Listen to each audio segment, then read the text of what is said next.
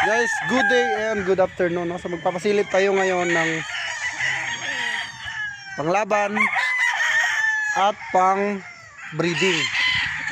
So ngayon, kakaibang bloodline naman ang ating ipapasilip. So tara, let's go. Silipin natin. So guys, ito yung aking SBR na nakakross sa Raptor.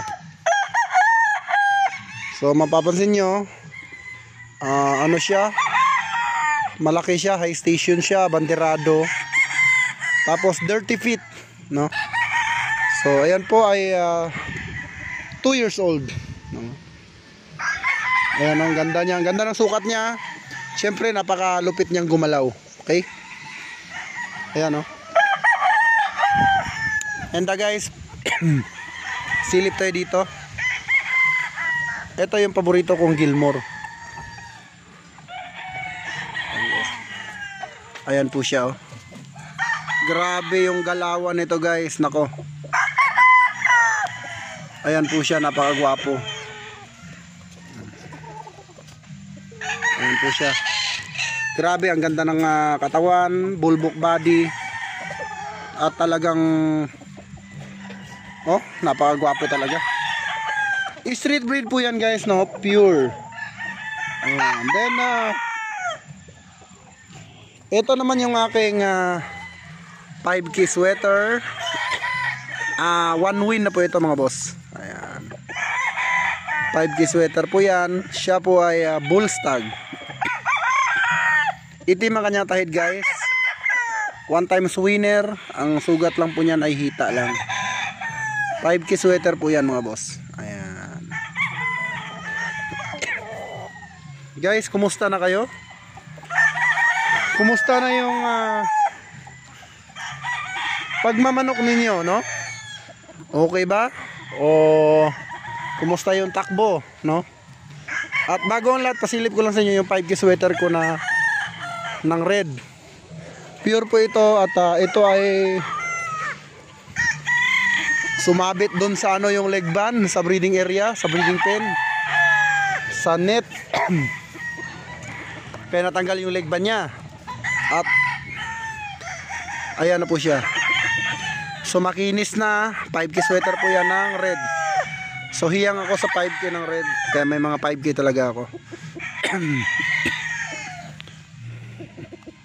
Ayan po. Original po yan, mga boss. At yan po yung aking broodcock. Then pasilip naman natin tong 5K sweater din natin. Ayan. Guwapo. Ayan, guys. Ganda ng sukat, balansyado. Pungkan na pungkan. Bull stag, mga boss.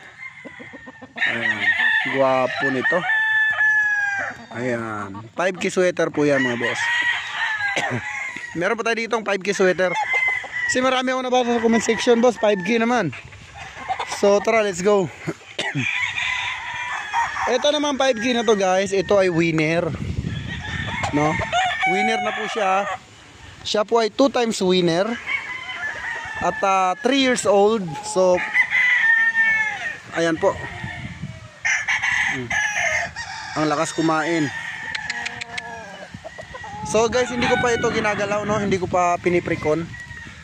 Ayan, kasi mayroon pa akong 10 na nakaprikon. So dito muna siya pahinga. 2 times winner na po yan, guys. Yung sugat lang po niya ay pitcho, tapos sa tuhod. All good siya, wala po siyang issue. Ayan. Siyempre, guys, dito naman tayo sa ating kay Master Jenjen Arayata. Anak po ito nung prayo ko. So ang nanay nito yung black dome na straight com. So yung tatay naman niya is yung picom.